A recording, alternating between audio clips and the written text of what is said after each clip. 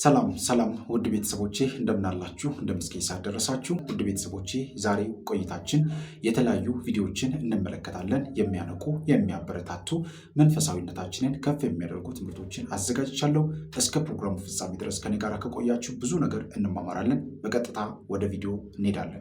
በሔዋን በኩል ሞት ሾልኮ ገባ። እንደገና ደግሞ በሴቲቱ ዘር በኩል ቃል የገባው መድኃኔዓለም እግዚአብሔር ቃል ገብቶ እንደገና ሞትን በሔዋን በኩል ለመሻር ወደ ድንግል ማርያም መጣ። በሴቲቱ በኩል ውርደት እንደመጣ ሁሉ ክብር ደግሞ በድንግል ማርያም በኩል መጣ። ጸጋ መገፈፍ በሔዋን በኩል እንደመጣ ሁሉ ጸጋ መመለስ ደግሞ በድንግል ማርያም በኩል መጣ። በሔዋን በኩል የነበረው ሽሽት በቅድስት ድንግል ማርያም በኩል መመለስ ሆነ። ሔዋን ወደ ጫካ ሸሸች። ድንግል ማርያም ደግሞ ወደ ኤልሳቤጥ ሄደች። የሔዋን ሽሽት በመራቆት ነው። የቅድስት ድንግል ማርያም ወደ ኤልሳቤጥ መሄድ ደግሞ ለመባረክ ነው፣ ለጸጋ ነው። ኤልሳቤጥ ድንግል ማርያምን ስታይ ዘመኗን አመሰገነች፣ አወደሰች፣ ጊዜውን ሁሉ አወደሰች። ከሁሉም በላይ ደግሞ የጌታዬ እናት ወደ እኔ ትመጣ ዘንድ እንዴት ይሆናል አለች። እንዴት የታደልኩ ነኝ ማለት ነው። ይህ ደግሞ በመዝሙረ ዳዊት ላይ 131 ላይ እንዲህ ይላል፣ አሮጊቶቿን እጅግ እባርካለሁ ይላል። አሮጊቶቿን ምን እላለሁ አለ? እባርካለሁ፣ እጅግ እባርካለሁ አለ። ቡራኬው በምን ተገለጠ? ይህ የዳዊት ትንቢት ነው። የቡራኬው ሚስጥር በአሮጊቶች መባረክ በኩል እንዴት ተገለጠ ሲባል ደግሞ ኤልሳቤጥ መካን አሮጊት የተባለች ናት።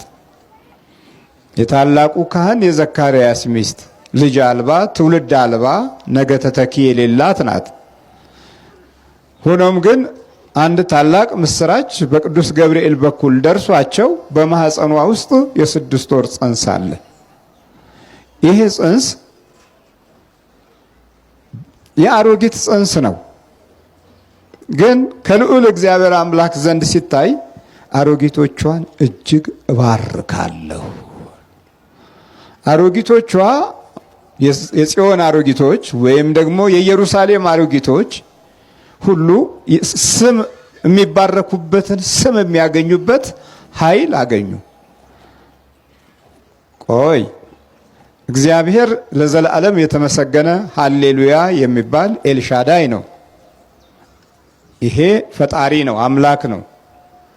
መላእክትም የሰው ልጅም እንስሳትም እጽዋቱም ሁሉን የፈጠረ ሁሉ በእርሱ የሆነ ሁሉ ለእርሱ የሆነ ነው። ለሰው ትርፉ ምንድነው ብለን ስንጠይቅ የሰው ትርፉ ምንድነው? ተዋርዷል፣ በዲያብሎስ ተሸንፏል፣ ወድቋል፣ ጫካ ገብቷል፣ ሸፍቷል፣ ከአውሬዎች በፊት ራሱን አውሬ አድርጓል። እንዲህ ሆኖ የአዳም ዘር የወደቀውን በሂደት ደግሞ ሲኖሩም በየጊዜው እርስ በርስ ይባላሉ። ቃየል አቤልን አጠፋው። እንዲህ አይነት አካሄዶች ባሉበት ነገር ውስጥ መባረክ ምንድን ነው? እንዲህ አይነት ውድቀት ባለበት አካሄድ ውስጥ መባረክ ምንድን ነው ስንል በጣም መልሱ ቀላል ነው። እግዚአብሔር በድንግል ማርያም ሰው ሆኗል። ሰው የሆነው ማን ነው? እግዚአብሔር ነው። በቃ ሰው ሆኗል። ምን ብሏል? አሮጊቶቿን እባርካለሁ። እጅግ ነው እኮ ያለው፣ እጅግ እባርካለሁ። ስለዚህ አሮጊቶች የስም መጠሪያ ያገኙ፣ እንዲህ እያሉ ያረጃሉ።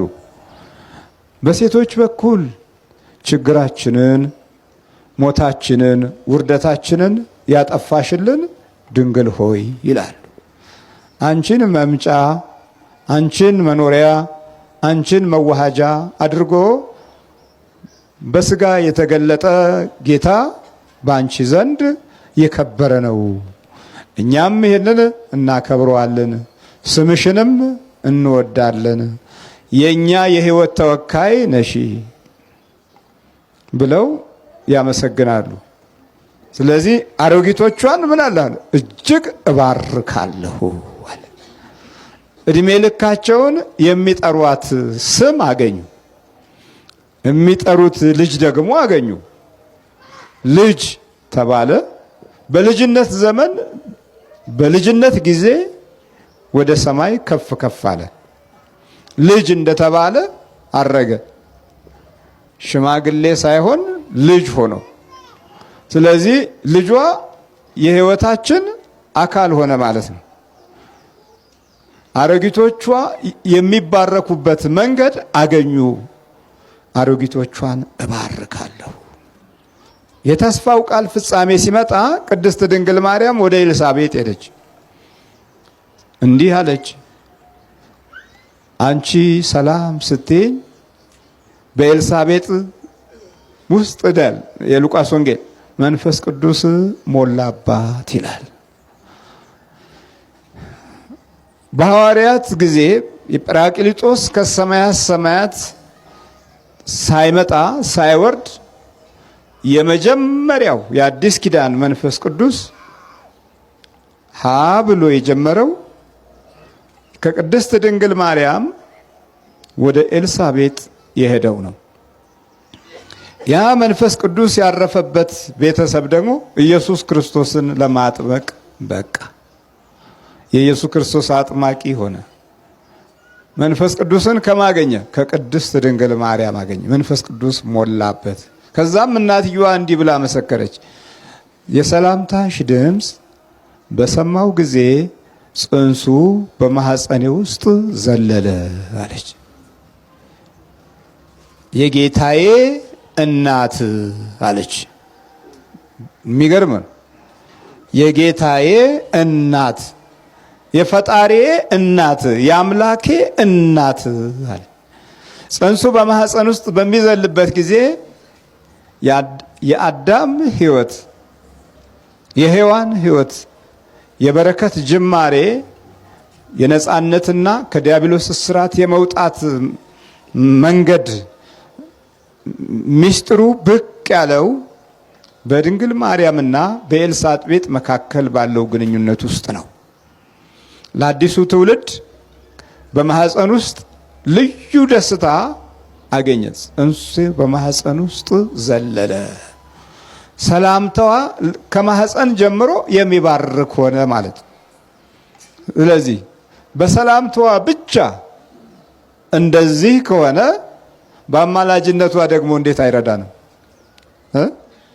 ሰላም ስትላት አይደል? የሰላምታ ድምፅ ሲወጣ ነው ከማህፀን ውስጥ የነበረው መንፈሳዊ ኃይል አድሮበት ምስጋና ያቀረበው።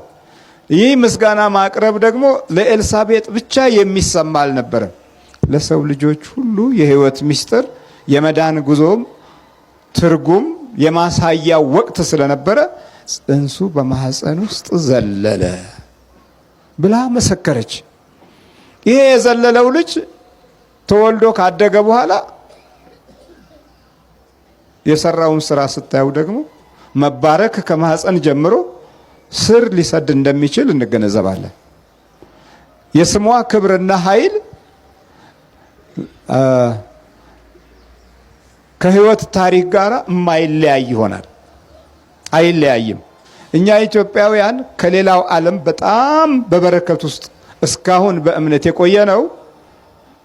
በየጊዜው ቅድስት ድንግል ማርያምን ስለምንጠራ ነው። የሌለንን ነገር ለማሳየት ነው ጥረት የምናደርገው። የሌለን በቃ ሁሉ ነገር እንዳለ ሱባኤ ስንሄድ ሱባኤ እንደምንገባ ማሳየት እንፈልጋለን ለሰዎች። ጸሎት እየጸለይን ስዕል ስር ወድቀን ፎቶ መነሳት እንፈልጋለን። ካሜራው ዞር ሲልስ እኛ ስዕሉ ስር እንጠፋለን። በጣም ከባድ እኮ ነው። ያዘንን መስለን በካሜራ ለመታየት መሞከር፣ እያለቀስን መስለን በካሜራ እያለቀስን እየታየን መሞከር። ካሜራው ዞር ሲልስ የለም ፊታችን ንጹህ።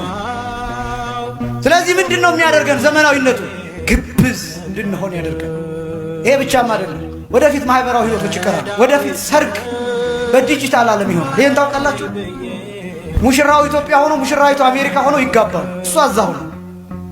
የሚያስፈልገው ምንድነው? ልክ እንደዙም ቪዲዮ አለ አይደል? ልክ እንደዛ ነው የሚያስፈልገው። እሱ እዚህ ለብሶ ብቅ ይላል፣ እሷ እዛ ለብሳ ብቅ ትላለች። ተጋብተዋል። በቃ የእሷ ሚዞች ከእሷ ጋር በቪዲዮ ይገባሉ፣ የእሱ ሚዞች በዚህ ከእሱ ጋር በቪዲዮ ይገባሉ። ስለዚህ ተጋብተዋል ይባላል። አያችሁ ምን እየተሰራ እንደሆነ ታውቁታላችሁ። ብዙ ነገር በቴክኖሎጂ ምን እየተሰራ ይሄ ነው ወይ ዘመናዊነት? መተጣጣት ነው ወይ? በአካል መተላለፍ ነው ወይ ዘመናዊነት?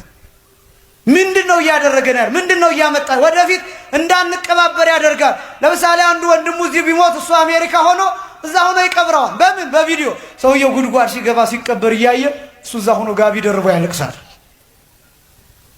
አያችሁ ከወንድሙ ጋር ይለየዋል ዘመናዊነት። ስለዚህ ዘመናዊነትን የተረዳንበት መንገድ የተሳሳተ ነው። አንደኛ።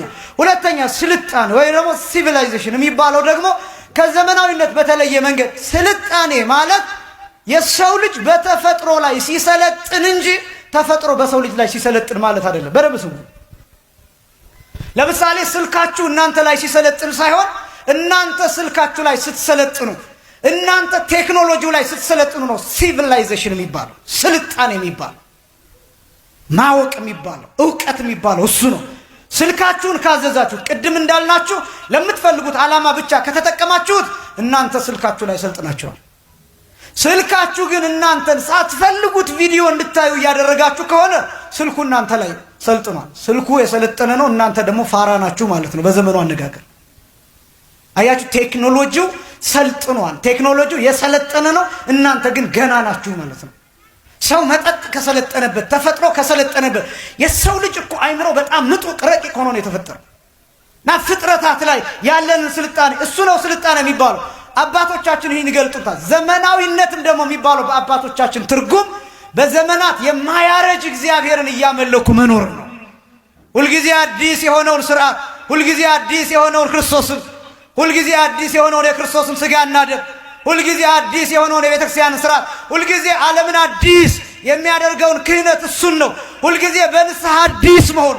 የኛ ቤተክርስቲያን አነጋገር ክርስቶስን ዘመናዊ እግዚአብሔርን ዘመናዊ ብለው ይጠሩታል። ለምን? በዘመን የሰለጠነ ስለሆነ፣ የዘመናት ባለቤት ስለሆነ። ክርስቲያን ማለት እንደሱ ነው። ዘመናዊያን መሆን ከፈለጋችሁ ዘመንን እርገጡ፣ ጊዜያችሁን እርገጡ። ምን ማለት ነው ዘመንን መርገጥ ማለት? በንስሐ እርገጡት፣ ኃጢአት ባለመስራት እርገጡት፣ ባለማርጀት እርገጡት፣ በመታደስ እርገጡት፣ በመለወጥ እርገጡት፣ በመመለስ እርገጡት፣ ስጋውን ደሙን በመቀበል እርገጡት። ከዚያስ ከቅዱሳን ጋር መገናኘት፣ ካለፉት ቅዱሳን ጋር ከሚመጡት ቅዱሳን ጋር ማውራት በጥበብ በእውቀት። በነገራችን ላይ የክርስትና አንዱ ኮንሰፕት ታይም ጋፕን ዜሮ ማድረግ ነው። ጊዜ የሚባለው ነገር ዜሮ ማድረግ ነው። ጊዜ የሚባል ነገር የለም። ለምሳሌ አንድ ሰው ዛሬ መጥቶ አሁን አንድ ህፃን 40 ቀን ወይም አንዲት ሴት በ80 ቀን ብትጠመቅ የት እንደምትጠመቅ ታውቃላችሁ? ልክ ከጌታ ጎን የሚፈሰውን ቅዱስ ውሃ ነው የምታገኘው። ከዚያስ እሷም በኩር ናት፣ እኔም በኩር ነኝ፣ እናንተም በኩር ናችሁ። እኩል ነው ምን ሆነ? መንግስተ ሰማያት ስንገባ ዛሬ የተጠመቀችው የዛሬ 500 ዓመት የሚጠመቀው ጋር በኩር ሆነን ነው መንግስተ ሰማያት የምንገባው። አያችሁ ታይም ጋፕ ዲስታንስ ጋፕ የሚባል ነገር በክርስትና የለም። ርቀት የሚባል ነገር የለም። ቀራንዮ ነው፣ ቀጥታ ሄደ ከጌታ ጎን የሚፈሰውን የምታገኘው። ለምን? በጸሎት በቃለ እግዚአብሔር በስመ እግዚአብሔር ውሃውን ከክርስቶስ ጎን የፈለቀውን ቅዱስ ውሃ ማድረግ ስለሚቻል በጣም ብዙ ኃይል አለ እናንተ እጅ ላይ፣ ክርስትናው ላይ ብዙ ጥበብ አለ። አባቶቻችን እኮ አውሮፕላን ተጠቅመው ታይሆን አንሳይ ስሆ ዘበመንፈስ በሚባል ረቂቅ በሆነ ሁሰት ወይም እንቅስቃሴ በሰከንዶች ውስጥ ከዚህ ተነስተው አሜሪካ ደርሰው መመለስ ይችላሉ። እዚሁ ነው ቅድም የኔታ እንደገለጡት እንደነ ኤልሳ የት ሀገር የሚደረገውን ማየት እኮ ይችላሉ። እና ዘመናዊነት ይሄ እኮ ነው። ስልጣኔ እኮ የሚባለው ይሄ እኮ ነው። አባቶቻችን በደመና ይጎዛሉ፣ በባህር ላይ ይራመዳሉ፣ ተራራውን ያፈልሳሉ። ስልጣኔ እኮ ማለት እኮ ይሄ እኮ ነው። ድንጋዩን ዳቦ ማድረግ ይችላሉ። ስልጣኔ ማድረግ ይሄ ነው። ቅድም የገለጥነው ባህር መክፈል ስልጣኔ ማለት እኮ ይሄ ነው። የሰዎችን ችግር መፈወስ፣ አጋንንትን ማባረር፣ ሰዎችን ማዳን፣ ርኩሳን መናፍስትን ማሰር፣ ይሄ እኮ ነው ዘመናዊነት የሚባለው። ስልጣኔ እኮ የሚባለው ይሄ እኮ ነው። ህብስትን ቅድም እንደገለጡት የኔታ ወደ ስጋነት ወደ ደምነት መቀየር ስልጣኔ እኮ ማለት ይሄ ነው። መንፈሳዊ ስልጣኔ የሚባለው እኮ ይሄ ነው። በአንድ ቃል መስራት ጌታ ይሄ ደሜ ነው ይሄ ስጋዬ ነው ብሎ በተናገረበት ቃል ለዘላለም ይችን ቃል መጠቀም ይሄ እኮ ነው ስልጣኔ የሚባለው። በዚህ ዘመን ዘመናዊ መሆን ማለት ቅድም ብያቸዋለሁ ኃጢአተኛነት ነው። ለምን አልክ ካላችሁ ዘመናዊነት ማለት ክርስቶስን መምሰል ነው። በዚህ ዘመን ቅዱሳንን መምሰል ነው። የአባቶቻችን ታሪክ መድገም ነው። አንድ ሰው ዘመናዊ የሚባል ማንን ሲከተል ነው? መድኃኒታችን ሲከተል ነው። አሜሪካና አውሮፓ የሚደረገውን ነገር መከተል አይደል ይህ ዘመን ዘመናዊነት የሚያሰኝ? በነገራችሁ ላይ ይሄን ነገር እና አሜሪካ ባይሰሩት እኛ ጋር ይመጣ ነበር? ንገሩኝ። ያስፈልገንስ ነበረ? ንገሩኝ። ይኸውላችሁ ራሳችንን የዚህ ዕቃ እስረኞች አድርገናል እንጂ እኮ ይሄ አስፈላጊ ነገር አልነበረም። በነገራችሁ ላይ አስፈላጊ ቢሆን ለምን ነው እግዚአብሔር የዛሬ 500 ዓመት 1000 ዓመት ለነበሩት አባቶቻችን ያልሰጣቸው? ንገሩኝ። አንድ ሰው በአውሮፕላን መሄድ ከፈለገ ድሮ ብቸኛው አንዲት አማራጭ ነው ያለችው። በአውሮፕላን ለመሄድ ምንድናት አማራጯ? ተናገሩ። በደመና መቀመጥ። አየህ፣ አትመጥንም ለዛ ከዚያ ደረጃ ታደርስ። አሁን ግን ማንም ሰው ያችን ገንዘብ ሰረቃትም ለምናትም አመጣህ ተከከፈልክ በአውሮፕላን ትሄዳለህ። የሚጠቅም ይመስልሃል? ለምሳሌ እኛ መምህራችን ኃይለ ሥላሴ ቀኛ ቆማቸው በረከታቸው ይድረሰንና አዲስ አበባ ከንጉሠ ነገሥቱ አቤቱታ ላይ ያቀርቡ ሄደው ነበር። በአፄ ኃይለ ሥላሴ ዘመን ማለት ነው። እንዴት ነው ሄዱ? በአውሮፕላን ያልኳቸው። አንተ ደግሞ ጥጋበኛ ነህ። በመኪና ሄድልኝ እናሳ በእግሬ ነው ሄድኩኝ። ስንት ቀን ወሰደብዎት? 30 ቀን ሲሄድ ሲመለሱስ 22 ቀን። ግን አዲስ አበባ ያን ያክል አይወስድም በእግር። በነገራቸው ላይ እየለመኑ እያደሩ እያረፉ ሰውነት እንዳይጎዳ ማለት ነው እንጂ እኮ አንድ ጊዜ ጥርግ አድርጌ ልሄድ ካልክ ምናልባት በ10 ቀንም ሊገባ ይችላል። ጥርግ አድርገህ ከሄድክበት ማለት ነው። ግን ሰውነትህ ከጥቅም ውጭ ነው የሚሆን። መንገድ ሲከድ ጥቂት ትሄዳለህ፣ አሳድሮኝ ትላለህ፣ ታድራለህ። ሰውነትህን እግርን ያጥበዋል ምን ይላል፣ ትፍታታለህ፣ እህል ትቀምሳለህ፣ ጥቂት አረፍ ትላለህ፣ ትሄዳለህ። እና የአንድ ቀን መንገዱን ቢያንስ በየ3 ቀኑ እየሄድከው ማለት ነው። በአንድ ቀን 24 ሰዓት ቀጥ ብለህ ብትሄድበት ልትሄድ የምችለውን እያረፍክ በ3 ቀን እንደዚያ ነው መንገድ የሚሄዱ። እና አስቧቸው እስኪ የእኛ አባቶችና ልዩነታችን እኮ እሱ ነው። አሁን የእኛ ጓደኞች ነበሩ፣ እዚህ ነበሩ። ለምሳሌ ክርስቶስ ሰምራ፣ ጎንድ ተክለ ሃይማኖት እንደዛ ሲባል ሁላችን ምንድነው ትዝ የሚለን? መኪና ነው አይደል? በእግራቸው ዛሬም አሉ። በእግሩ ቀጥ ብሎ ክርስቶስ ሰምራ ተሳልሞ ይመጣል። ክርስቶስ ሰምራ ማለት አስቡ ጣና ነው። ቀጥ ብሎ እና አንድ ቀን በምን ያህል ጊዜ ደረስክ አልኩት። አይ ቀጥ ብዬ ከሄድኩ 1 ቀን ተኩል ይበቃል። አሰባችሁታል? ከዚህ ተነስተው ግሸን እኮ ወንድሞቻችን በእግራቸው ነው የሚሳለሙ የነበረ። ላሊበላ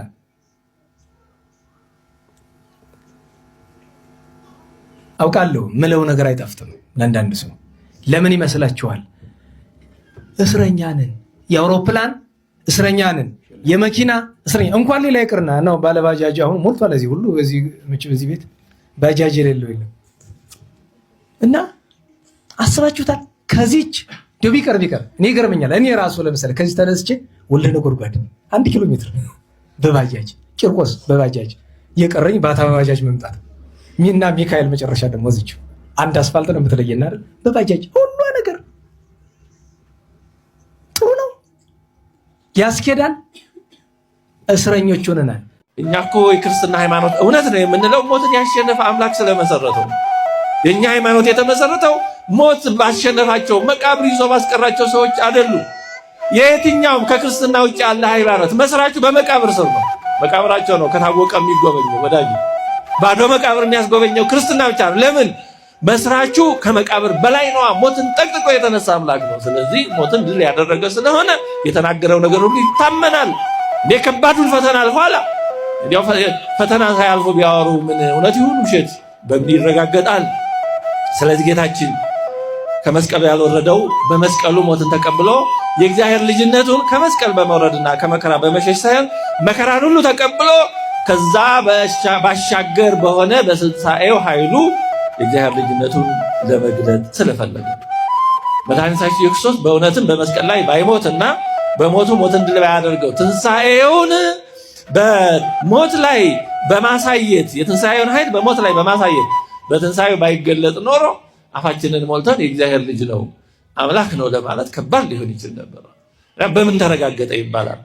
ያለውን ብቻ መስማት ነበር። አሁን ግን ከቃሉ በላይ በተግባሩ አረጋግጧል። ሞትን ያክል ከባድ ፈተና አልፏል፣ ድል አድርጓል። ስለዚህ መድኃኒታችን ኢየሱስ ክርስቶስ ከመስቀል ያልወረደበት አንዱ ምክንያት ይሄ ነው፣ የእግዚአብሔር ልጅነቱን ለመግለጥ። ሁለተኛ ከመስቀል ያልወረደበት ምክንያት ንጉሥ ስለሆነ ነው።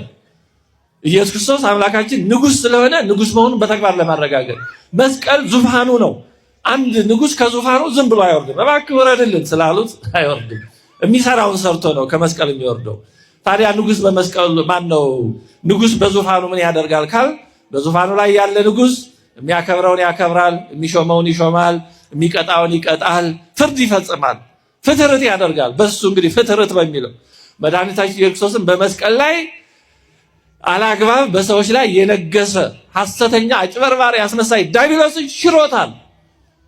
በግፍ በተንኮል በራሱም ድካም በዲያብሎስ ላይ የዲያብሎስ መጫወቻ የሆነ አዳምን ደግሞ ወደ ክብሩ መልሶታል፣ ክሶለታል።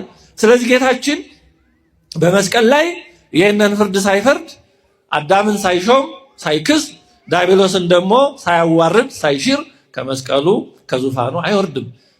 በነገራችን ላይ መምህራነ ቤተክርስቲያን እንደሚሉት ዲያብሎስ ጌታችን ከመስቀል እንዲወርድ የተቻኮለው ለዚህ ነበር፣ ይሄ እንዳይደርስበት። ያ የፈራው ነገር በመስቀል ላይ የሚፈጸመው ካሳ እንዳይደርስበት ነበር። ጌታችን ደግሞ በመስቀል ላይ ዲያብሎስን በረቀቀ ጥበቡ እንደ ማንኛውም ሰው መሰለውና ዲያብሎስ በአይሁድ አድሮ አሰቀለው። በኋላ ፀሐይ፣ ጨረቃ፣ ከዋክብት ብርሃናቸውን ከለከሉ፣ አለቶች ተሰነጠቁ፣ ሙታን ከመቃብር ተነሱ። ይህን ሁሉ ሲያይ ዲያብሎስ ያ የምፈራው ስጠረጥረው የነበረው አምላክ መጥቶ እሱ ነው ማለት ነው ብሎ ተጨነቀ።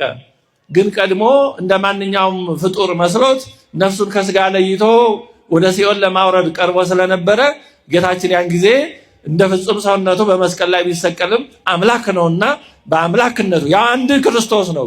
እንደ ፍጹም ሰውነቱ የተሰቀለ እንደ ፍጹም አምላክነቱ ደግሞ ሰማይ ብርሃናትን የከለከለ ያጨለመ ምድርን ያንቀጠቀጠ አለቶችን የሰነጠቀ ያ አንዱ ክርስቶስ ነው። አንዱ ክርስቶስ ሁሉንም ያደርጋል። ፍጹም ሰው ፍጹም አምላክ ነውና። ስለዚህ ዲያብሎስ እንደ ሌሎች ሰዎች መስሎት ነፍሱን ለመቆራኘት መጥቶ ነበርና ያኔ በአምላክነቱ ያዘው፣ አስጨነቀው። በዚህ ጊዜ ዲያብሎስ ስተቱን አመነ፣ አማራጭ የለውምና እንዲያው ሰው ከሆንክ ጀምሮ በማሰደድ በማስነቀፍ በማሰደብ በኋላም ደግሞ እዚህ ደረጃ በማድረስ የሰራሁት ስራ ምንም ልከፍለው ነገር የለኝም። ላንተ ላደረግኩት ሁሉ ምንም ልከፍል የምችለው የለም። ግን 5500 ዘመን በሲኦል እንደ ወህኒ ቤት ጠባቂ እንደ እስር ቤት ዘበኛ ሆኜ የምጠብቃቸው ነፍሳት አሉና እነሱን ካሳ አድርገህ ተቀበለኝ አለ። ጌታችን እንዲህ ባለ ሁኔታ ነፍሳትን ካሳ አድርጎ ተቀብሏል። ስለዚህ ከመስቀሉ ያልወረደው እኛን እንዲህ ባለ መንገድ ከሲኦል ነፃ ለማውጣት ከዲያብሎስ እስራት ለማስፈታት ይህንን የንጉስነት ስራ የሚሰራው በመስቀል ላይ ስለነበረ ነው። ጥጃውን በእናቱ ወተት ጠብሰህ አትብላው ይላል። ቤተ ክርስቲያናችን ይህች ናት። አይደለም ሰውን መግደል ያሳደግከውን በሬ እንኳን አትብላው ነው የሚል መጽሐፍ ቅዱስ። ሲበሉ ያሳደግከውን በሬ በሉ ምን አትብላው፣ ሳሳለት። ለምን ቢባል እንጀራ እያበላህ ጨው እያላስክ ሳር እያጨድክ እያበላህ ያንን በዚህ አሳድገዋልና አርዳ አትብላው ማለት ስጋ አትብላ ማለት ሳይሆን ልብ በሉ እራራለት፣ እሱን ሽጣው። እልሽ ማዘኔን ከዚህ ይጀምራል እኮ ተመልከቱ።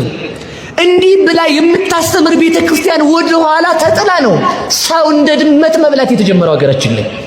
ለዚህ ጸሎት ያስፈልጋል፣ ጾም ያስፈልጋል። እስኪ ጾም በሉ። መገዳደላችን ለሆዳችን መሆኑ ነው እኮ የሚገርመኝ። እኔ ድመት ለምን ነው የምትበላው? በሉ ለሆዷ በሉ እንጂ በሞቴ ንገሩኝ።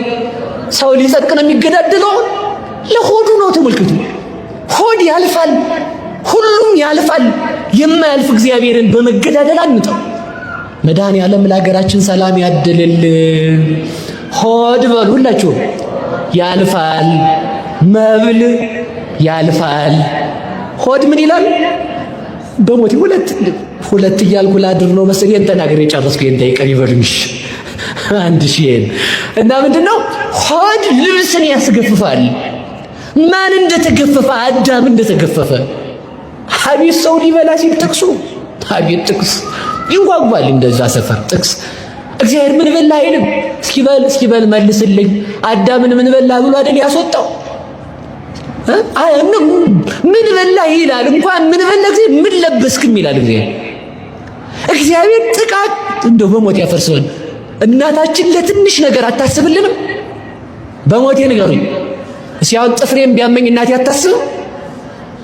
እሺ እናንተን ሁሉ ጠይቃችሁ አታስቡም? እናቶቻችን ኧረ ታስባላችሁ። እውነቴን ነው፣ በጣም ነው የምታስቡት። ሰው ተመልከቱ፣ እግዚአብሔር ለጥቃቅናችን ነገር እንኳን ይጨነቃል። ለምን? እናት ነው እግዚአብሔር። ከእግዚአብሔር ትንሽ ነገርም ትሁን ከለየችው እሷ ጣዖት ነው የምትሆነው። ትንሽ ነገርም ትሁን እንደው አታካብድ ይላል ሴቱ። አሁን እንዲሁ እግዚአብሔር እንዲህ አይልም።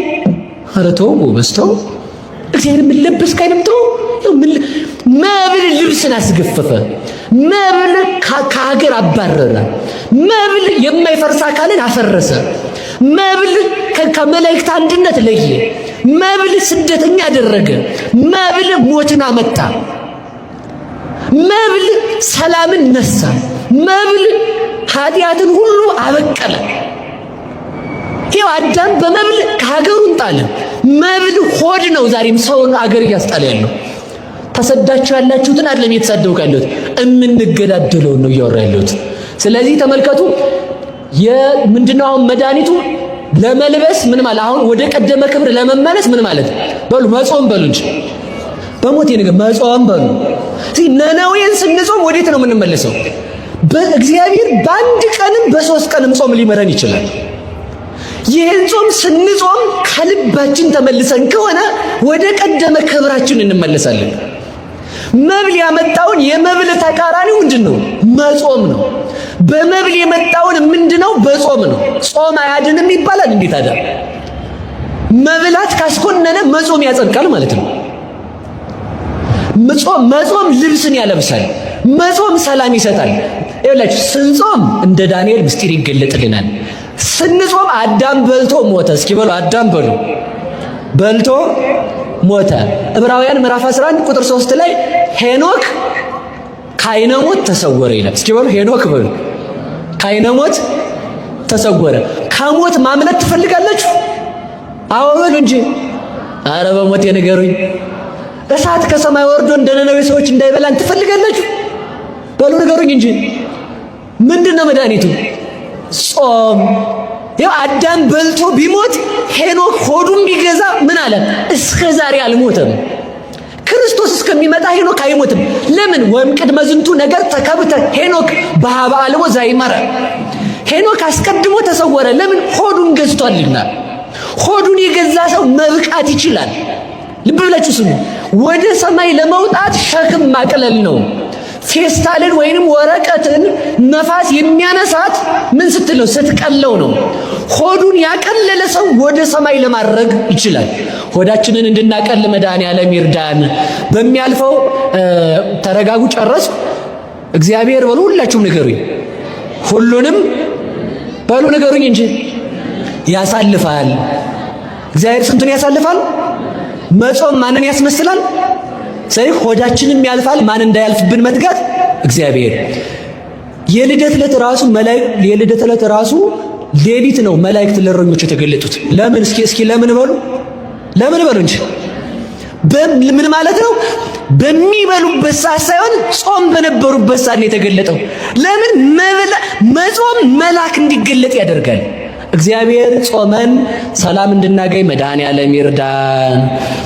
የነነዌ አምላክ መድኃኔዓለም ክርስቶስ እንደ ድመት ልጆቻችንን የምናጠፋ የምንበላውን እኛንም ሀገራችንንም ይማርልን።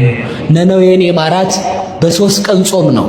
እኛም ክፋታችንን ትተን ብንመለስ አይደለም በ3 ቀን በተመለስንበት እግዚአብሔር ምሕረት ያደርግልናል። የነነዌን እሳት ዮናስ እንዳይዋሽ ብሎ በሰማይ ላይ አሳይቶ ለሕዝቡ ምሕረት ያደረገ እግዚአብሔር ለሀገራችንም የዘረኝነቱን እሳት፣ የጥንቆላውን እሳት፣ የመናፍቅነቱን እሳት፣ የፖለቲካውን እሳት፣ የሆዱን እሳት፣ የዝሙቱን እሳት፣ የመከፋፈሉን እሳት መድኃኔዓለም ያጥፋልን። ትዳር ውስጥ ልጆች ሲወለዱ አለመግባባት፣ ግጭትና ጸቦች በጣም ይጨምራሉ። ይሄ ነገር ከፍቅር ጉድለት ይልቅ የእውቀት ጉድለት እንደሆነ እንድታውቁት ፈልጋለሁ። እባካችሁ ትንሽ የገባኝን ልበላችሁ፣ ይጠቅማል ብላችሁ ለምታስቡ ሰዎች አስተላልፉት። ሴቶችን አንደርስታንድ እንድታደርጉ 3 ነገሮች ላስረዳችሁ። ወንዶችን አንደርስታንድ እንድታደርጉን 3 ነገሮችን ልንገራችሁ።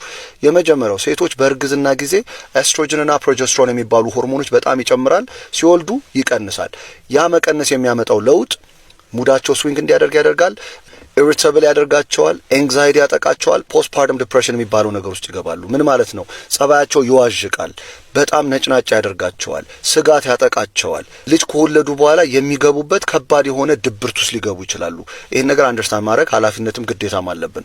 ሁለተኛው ኦክሲቶሲን የሚባል ሆርሞን በጣም ይጨምራል። ያ ከልጆቻቸው ጋር ባንድ እንዲያደርጉ የሚጠቅም ቢሆንም ባሎቻቸውን ችላ ሊሉ ይችላሉ፣ ሊዘነጉ ይችላሉ፣ ላይንከባከቡ ይችላሉ። ይህን ነገር አንደርስታንድ እንድታደርጉ ትፈልጋለሁ። ሶስተኛና ዋናው ደግሞ ፊዚካል ፔን፣ ኤግዞስሽን እና የአይደንቲቲ ክራይሲስ ውስጥ ይገባሉ። ምን ማለት ነው? ከምጥ በኋላ ቤት ይዘውት የሚመጡት በጣም ከባድ የሆነ ፔን አለው። ሁለተኛ በየ3 ሰዓቱ እያጠቡ እያስገሱ እያስተኙ የሚገቡበት ኃይለኛ ኤግዞስሽን ወይም ድካም አለ። በሶስተኛ ሚስትነት ወደ እናትነት ማዕረግ ገብተው የአይደንቲቲ ክራይሲስ ውስጥ ይገባሉ። ይሄ ነገር የማትረዱ ከሆነ በጣም ከባድ ጸብ ውስጥ ነው የምትገቡት። ወንዶችም ባዮሎጂካል የሆነ ለውጥ ያመጣሉ።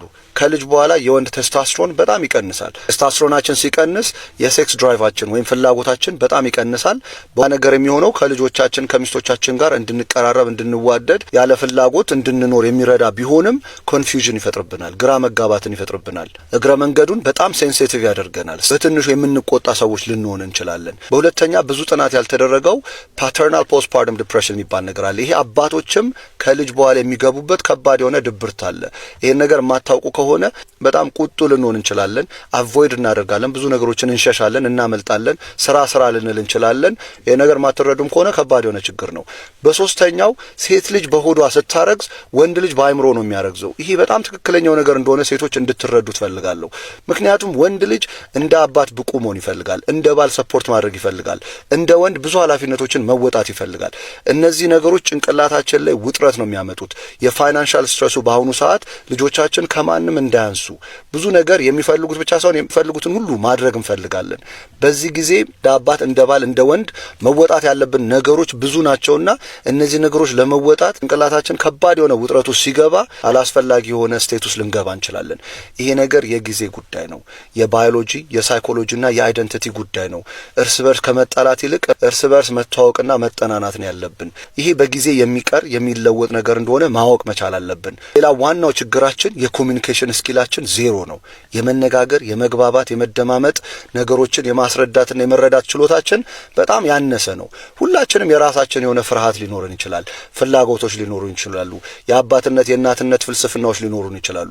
ይህን ነገር ግልጽ አድርጎ የማስረዳት በትዕግስት የመረዳት ችሎታም ብቃቱም ከሌለን አላስፈላጊ ግጭቶች፣ አላስፈላጊ ጸቦችን አብዝተን ትዳራችንን ፈተን ልጆቻችን ላይ ኃላፊነቶቻችን እንዳንወጣ ያደርገናል። ስለዚህ በተቻላችሁ አቅም መጽሐፍ ሀሳብ ጥናቶች አንብቡ።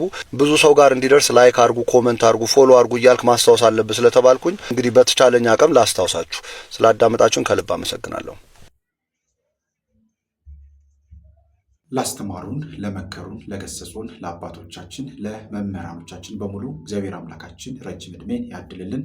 እኛም በሰማነው ቃለ እግዚአብሔር 30፣ 60፣ 100 ፍሬ እንድናፈራ እግዚአብሔር አምላካችን በእውነት ሁላችንንም ያግዘን። ይህንን ጾማችንንም የበረከት የሰላም ያደርግልን። እግዚአብሔር አምላካችን ሀገራችን ኢትዮጵያን ሰላም ያደርግልን። ሁላችንንም በያለንበት ሰላሙን ፍቅሩን እግዚአብሔር አምላካችን ይላክልን። በእውነት ልንበረታ ልንጠነክር ይገባል። በዚህ በአብይ ጾም ወቅት በተለይም አሁን ደግሞ የመጀመሪያውን ሳምንት ፈጽመን ወደ ሁለተኛው ሳምንት ወደ ቅድስት ተሸጋግረናል እና እግዚአብሔር አምላካችን ይህንንም ሳምንት ደግሞ የሰላም የደስታ የፍቅር የበረከት ያደርግልን። የታረዙትን የምናለብስበት፣ የተራቡትን የምናበላበት፣ የተጠሙትን የምናጠጣበት፣ ለተቸገሩት የምንደርስበት፣ በሁሉም ነገር መልካም በሆኑ ነገሮች ሁሉ የምንሳተፍበት፣ ከክፋት ከተንኮል ከምቀኝነት ከክፉ ነገሮች የምንርቅበት እግዚአብሔር አምላካችን ያደርግልን። በንስሐ ሕይወት የታጠብን በስጋውና ደግሞ የምንታተም እግዚአብሔር አምላካችን ሁላችንንም ያድርገን። በሀገር ውስጥም ከሀገር ውጭም ያላችሁ ኢትዮጵያውያን ኤርትራውያን ቤተሰቦቼ በያላችሁበት ሰላም እግዚአብሔር ከሁላችሁ ጋር ይሁን። ይህንን ቪዲዮ ይህንን ትምህርት ለብዙ ሰዎች እንዲደርስ ሼር ማድረጋችሁን እንዳትረሱ። ይህንን ቻናል በምትችሉበት አቅም በሙሉ ማገዛችሁን እንዳትረሱ። ሜምበርሺፕ ላይ ጆይን እያደረጋችሁ ጆይን አድርጎ ስቲከሮች አሉ። ማገዝ በምትችሉበት በተለይም ከኢትዮጵያ ውጭ ያላችሁ በምትችሉት መንገድ ቻናሉን ማገዝ ትችላላችሁ። እግዚአብሔር አምላካችን ከሁላችን ጋር ይሁን። ይቆየን። አሜን።